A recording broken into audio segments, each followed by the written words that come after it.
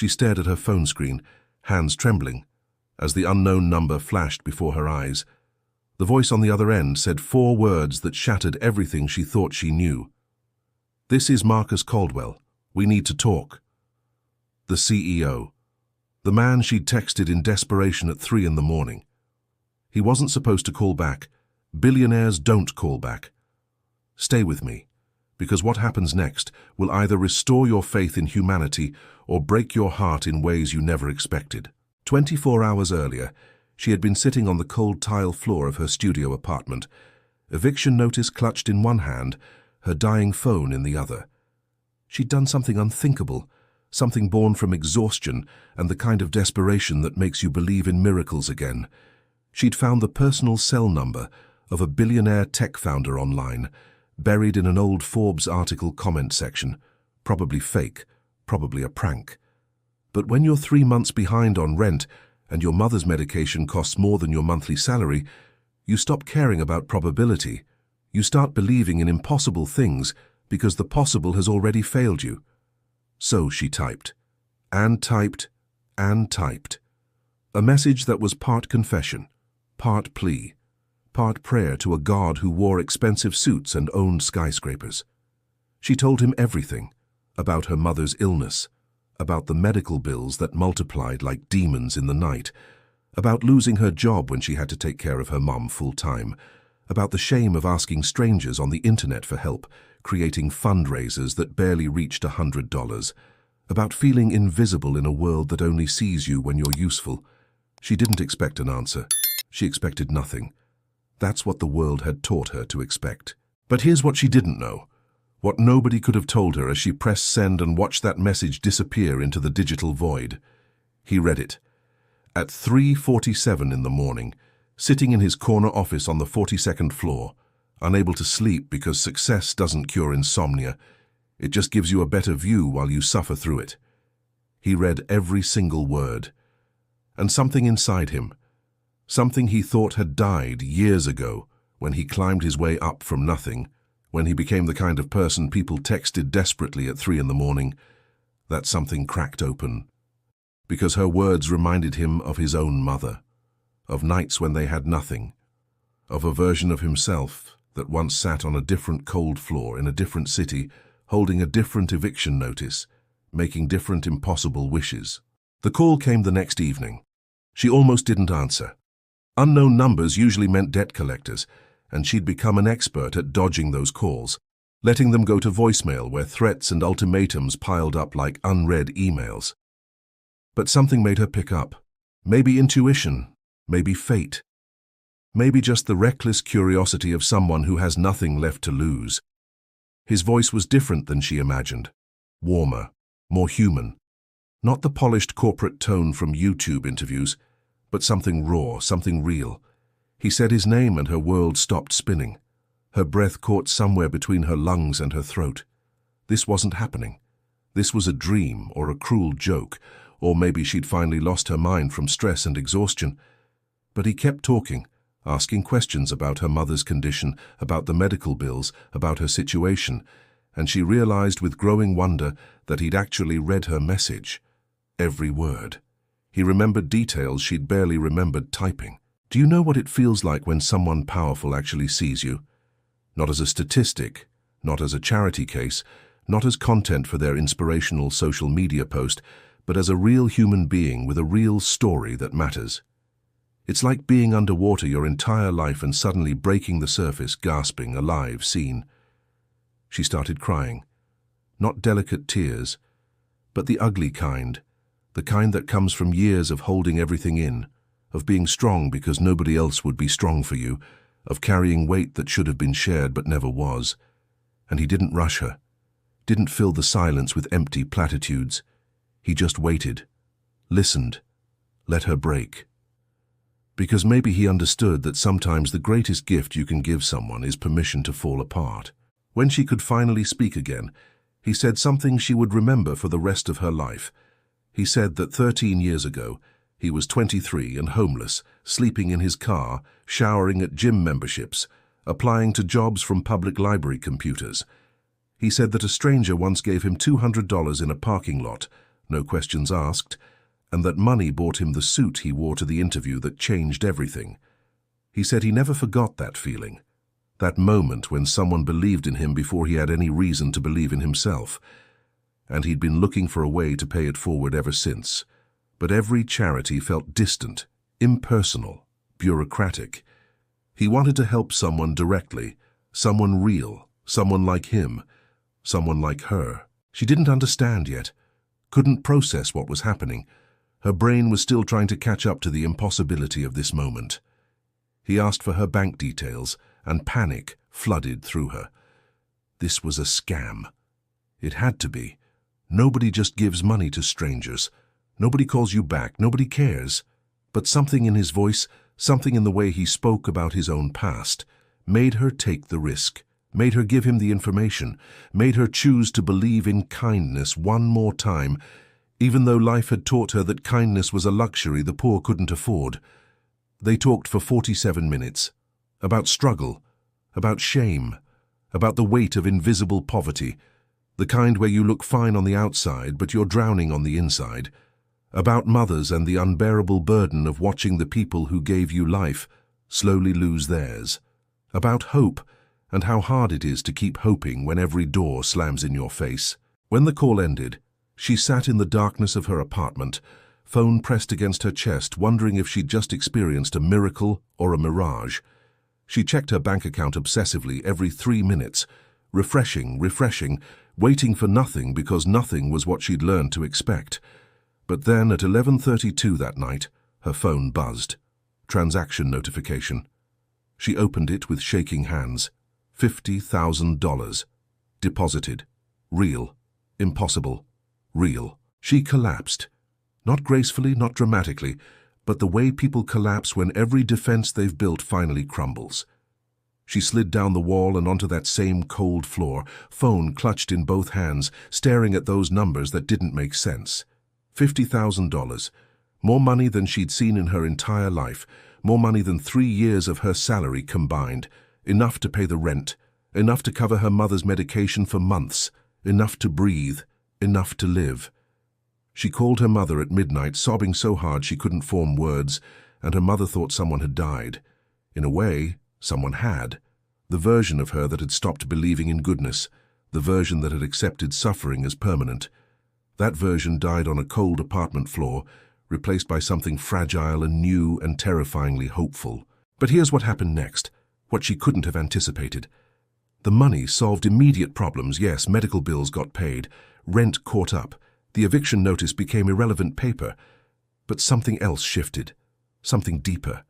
She realized she'd been living in survival mode so long that she'd forgotten what it meant to actually live, to make choices instead of just reacting to emergencies, to think about the future instead of just desperately clinging to the present. The money gave her space, room to breathe, time to think, and in that space questions emerged. Who was she beyond her struggles? What did she want beyond just surviving? What dreams had she buried under the weight of necessity?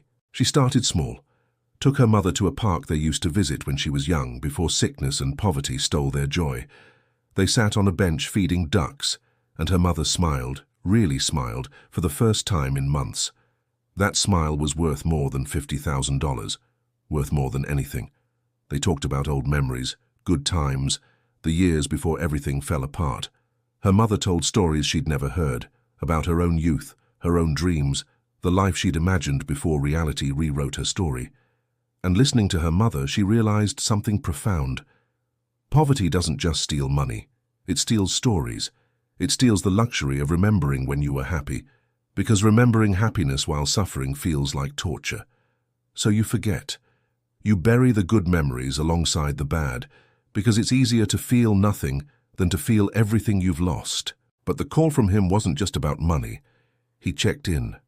3 days later, another call, asked how she was doing, asked about her mother, asked if she needed anything else. She couldn't believe it. Billionaires don't do follow-up calls. They write checks and move on, buying the warm feeling of charity without the messy reality of actually caring. But he cared. He asked questions that showed he remembered details from their first conversation. He wanted to know her story, not just fix her problem. And slowly, over weeks, through occasional calls and messages, something unexpected happened. They became friends. Not in a transactional way, not in a savior and victim way, but in a real human way. They shared stories. He told her about the loneliness of success, about how the higher you climb, the fewer people see you as human. She told him about the invisibility of poverty, about how the lower you fall, the fewer people see you at all. They were opposite sides of the same coin, both unseen, both lonely, both looking for connection in a world that had taught them to expect isolation. One evening he invited her to coffee. She panicked. "What do you wear to meet a billionaire? How do you act? What do you say?" She almost cancelled 5 times, anxiety eating her alive. But she went. Met him at a small cafe. Nothing fancy, nothing that screamed wealth. He showed up in jeans and a t-shirt, looking more like a tired graduate student than a tech mogul. They talked for 3 hours, about everything, about nothing, about the strange ways life connects people who should never have met. He told her that her message had reminded him why he started his company in the first place, not to get rich, not to build an empire, but to solve problems, to help people, to matter. Somewhere along the way, he'd lost that, lost himself in board meetings and stock prices and the performance of success. Her desperation had woken something up in him, reminded him that behind every user, every statistic, every data point, there was a real person with a real story. She told him something she'd never told anyone, that she'd once had dreams too, that before her mother got sick, she was studying psychology, wanting to help people who felt invisible the way she once did. But when the medical bills started, school became impossible. Dreams became luxuries. Survival became everything. He listened the way he had on that first call. Really listened, not waiting for his turn to talk, not planning his response, just absorbing her words like they mattered. Because they did matter, she mattered. And maybe that was the real gift, not the money, though the money was life-changing. But being seen, being heard, being treated like her story deserved to be told. Sharing these heart-wrenching stories isn't easy, but if you feel the weight of these hidden connections, of invisible struggles and unexpected kindness, subscribe and join us. Your like can spread empathy, and your comment might share a story that touches another soul, because everyone fighting a battle you can't see deserves to know they're not alone. He did something else then. Something that changed everything again. He offered her a job, not out of pity, not as charity, but because he'd seen something in their conversations, in the way she understood people, in her empathy and insight. He needed someone who remembered what it meant to struggle, someone who could keep him grounded, someone who could help him build programs that actually helped people instead of just looking good in press releases. She didn't believe him at first, thought it was pity disguised as opportunity, but he showed her the role, introduced her to his team, let her shadow meetings, and she realized he was serious. He saw potential in her that poverty had hidden even from herself. She said yes, started working. Not in some token position, but in real work, meaningful work, helping develop initiatives that connected his company's resources with people who needed them most. She became the bridge between wealth and need, between boardrooms and broke families, between the world that had everything and the world she came from that had nothing. And she was good at it, better than good. She understood both sides, could translate struggle into language that comfortable people could hear without feeling attacked, could find dignity in desperation, could remind everyone that poverty isn't a character flaw, it's a circumstance, and circumstances can change. Her mother's health stabilized, not cured but managed. The stress of financial ruin had been making everything worse, and removing that stress created space for healing. She moved them into a better apartment. Nothing extravagant, just safe, just clean, just home. Her mother cried when she saw it, cried because her daughter didn't look exhausted anymore, cried because they could afford medication without choosing between pills and food, cried because sometimes miracles do happen, even when you've stopped praying for them. 6 months passed like a dream she was afraid to wake from. She thrived in ways she never imagined possible. The work challenged her, stretched her, made her realize that all those years of surviving had taught her skills that privilege never could. She understood urgency. She understood prioritization. She understood how to do more with less, how to find solutions when resources were scarce, how to fight for what mattered.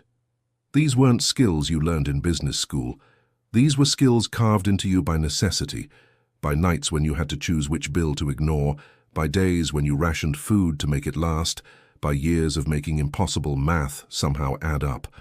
And in a world of wealth and abundance, those skills were rare, valuable, transformative. But success brought complications she hadn't anticipated. Her old friends didn't know how to talk to her anymore. They saw the new clothes, the new apartment, the new job title, and assumed she'd changed, assumed she'd forgotten where she came from. Some were happy for her, others weren't. Some made comments about luck, about charity, about how she didn't really earn it. Those comments cut deeper than poverty ever had. Because poverty was circumstance, but judgment was personal. She tried to explain that she was still her, still the same person who'd sat on that cold floor, typing desperate messages into the void. But was she? Can you go through transformation and remain unchanged? Can you taste security after years of instability and not become different? She didn't know. She was learning that survival was simple compared to success. Survival had one rule: keep going. Success had 1,000 rules, and nobody gave you the handbook. He noticed her struggling. They still talked regularly, had coffee every week, maintained that strange friendship born from desperation and kindness. She confessed her guilt, told him she felt like an imposter, told him she missed the simplicity of knowing exactly what she was fighting for, even if the fight was exhausting, told him that sometimes, in quiet moments, she wondered if she deserved any of this, if maybe it was all a mistake, a glitch in the universe that would correct itself and send her back to that cold floor where she belonged. He listened, then shared something he'd never told anyone, that he felt like an imposter every single day, that despite building a billion-dollar company, despite every achievement and accolade, he still sometimes felt like that homeless kid in a borrowed suit, pretending to belong in rooms full of people who were born belonging. That success doesn't cure insecurity. It just gives you better camouflage. That the higher you climb, the further you have to fall, and that fear never goes away. They sat in silence after that. Two people from different worlds who'd somehow ended up in the same strange place, both feeling like they didn't belong, both carrying weight invisible to everyone around them. And in that silence, she understood something crucial. Everyone's fighting battles you can't see. The homeless person, the billionaire, the single mother, the successful executive, everyone's carrying something. Everyone's pretending just a little bit. Everyone's more fragile than they appear. Compassion isn't just for the obviously suffering. It's for everyone, because everyone is suffering in ways you'll never fully understand. She started a project at work. A program that didn't just give money to people in crisis, but provided support, connection, follow-up. The kind of help she'd received. The kind that saw people as humans, not problems to solve. She interviewed hundreds of people in situations like her old one, listened to their stories, heard echoes of her own desperation in their voices, and she built something that actually worked. Not perfectly. Nothing works perfectly, but it worked enough. It helped enough. It mattered enough. She hired people who'd been homeless, people who'd struggled, people who understood what it meant to need help without being able to ask for it. She built a team of survivors, and together, they created something beautiful from their collective pain. Her mother attended the program launch, frail but present, proud in a way that made her daughter's chest ache with love and grief and gratitude. She gave a speech that night, standing in front of investors and executives and people who'd never known hunger or fear or the weight of unpayable debt. She told her story. The real story. Not sanitized. Not made comfortable for privileged ears. She told them about the cold floor and the desperate text and the miracle that shouldn't have happened, but did. She told them about her mother's illness and her own exhaustion and the shame that poverty carries like a second skin. She told them that this program existed because someone saw her when she was invisible, and that seeing people really seeing them was revolutionary. Some people cried, some looked uncomfortable. Some probably thought she was being too raw, too honest, too much. She didn't care. Let them be uncomfortable. Discomfort is where change begins. If you've ever felt invisible, ever sent prayers into voids that didn't answer back, ever wondered if anyone would catch you if you finally stopped holding yourself up, then you understand why this story matters. Subscribe to hear more stories like this. Like this video if you believe kindness can change everything. Comment with your own moments when a stranger's compassion saved you, because these stories need to be told. These connections need to be celebrated. We're all more fragile and more resilient than we know. The program grew, expanded to other cities, helped thousands. But she never forgot that it started with one desperate message sent at 3 in the morning by someone who'd run out of options. She kept that message saved in her phone. Looked at it sometimes when imposter syndrome whispered that she didn't deserve her life. That message was proof. Proof that asking for help isn't weakness. Proof that vulnerability can be revolutionary. Proof that sometimes the bravest thing you can do is admit you're drowning and hope someone hears. 1 year after that first call, he threw her a small party. Just close colleagues and her mother. Nothing elaborate, just celebration, recognition. He gave a toast that made her cry.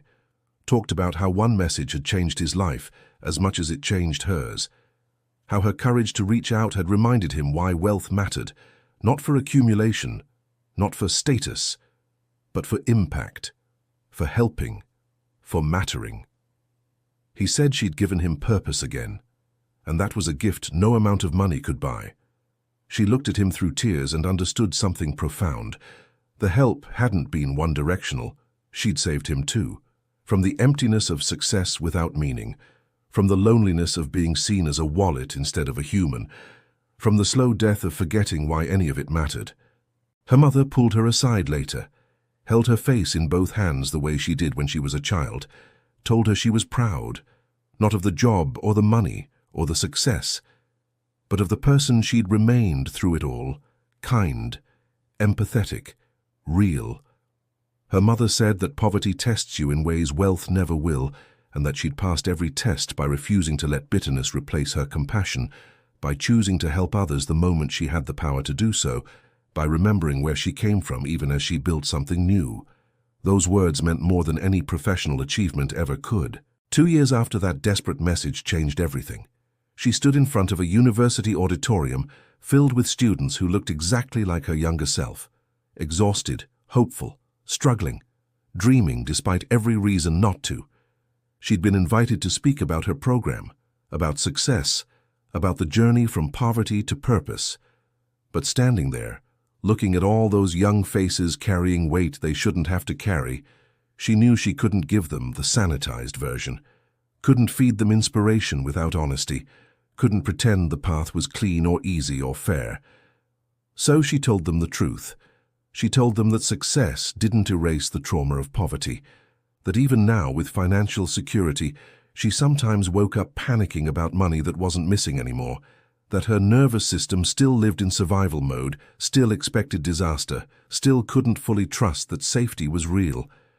She told them that healing isn't linear, that you don't overcome poverty, you learn to carry it differently, that the scars remain even after the wounds close. But she also told them something else. Something more important. She told them that their struggles were preparing them for something extraordinary, that every impossible choice they'd made, every night they'd gone without, every moment they'd kept going when giving up would have been easier.